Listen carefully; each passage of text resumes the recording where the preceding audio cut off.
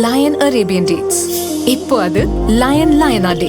இது தரும் ஆரோக்கியம் இயற்கையானது. லயன் லயனா பிரீமியம் டேட்ஸ். எந்த சமையலும் ருசி தேடும் ரகசியம். 20 ரூபாய். குக்கர் விசில மறந்து உணவு வீணாகி போச்சா? இனி அந்த கவலையே வேண்டாம். வழங்குகிறோம் உலகின் முதல் விசில் கவுண்டர் குக்கர், புதிய அல்ட்ரா குரோனோ.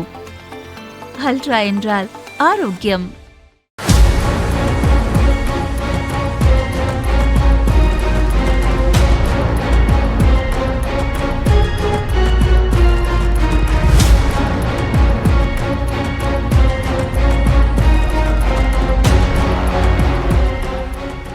மேற்குவங்க மாநிலம் பிர்பூம் மாவட்டத்தின் டுகட்ச் பகுதியைச் சேர்ந்த மினர் மண்டல் அரசு பஸ் டிரைவராக பணியாற்றினார். அந்த வேலையை விட்டு விலகிய அவர் தனது உறவினரான துலு மண்டலின் கிரானைட் தொழிலை கவனித்து வந்துள்ளார்.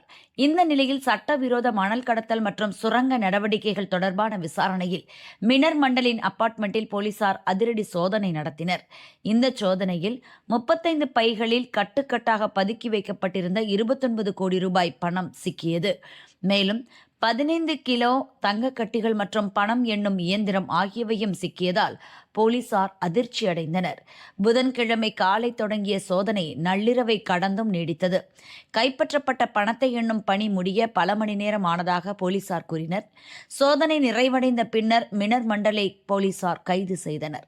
மினர் மண்டலின் வீட்டில் பறிமுதல் செய்யப்பட்ட பணம், தங்கம் அனைத்தும் அவரது உறவினரான துலு மண்டலுக்கு சொந்தமானவை என கூறப்படுகிறது. துலு மண்டல் முன்னாள் திரிணாமுல் காங்கிரஸ் எம்எல்ஏ அனுப்ரதா மோண்டலின் நெருங்கிய கூட்டாளி ஆவார். மேலும் துலு மண்டல் சட்டவிரோதமாக கல், மணல் போன்ற கனிமங்களை கடத்தி கோடிக்கணக்கில் சொத்துக்களை குவித்ததாக குற்றச்சாட்டுகள் எழுந்துள்ளன. அண்மையில் தனது மகளுக்கு மிகவும் பிரம்மாண்டமாக திருமணம் நடத்தி வைத்ததால் அவர் மீது போலீசாரின் கவனம் திரும்பியது. இதற்கிடையே துலு மண்டல் தலைமறைவாகியுள்ளார். அவரை போலீசார் தீவிரமாக தேடி வருகின்றனர்.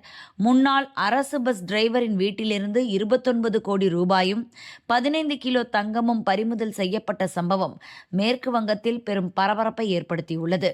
இதுகுறித்து மேற்கு வங்க முதல்வர் சுவேந்து அதிகாரி கூறுகையில், மணல் கடத்தல் கும்பலுக்கு எதிரான நடவடிக்கையில் காவல்துறை அதிகாரிகள் பாராட்டுக்குரிய பணியை செய்துள்ளனர்.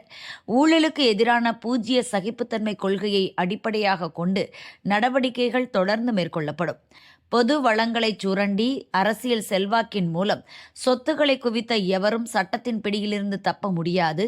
பொது சொத்து மக்களுக்கு சொந்தமானது. மாஃபியா கும்பல்களுக்கு எதிரான நடவடிக்கைகள் தொடரும் என்று தெரிவித்துள்ளார்.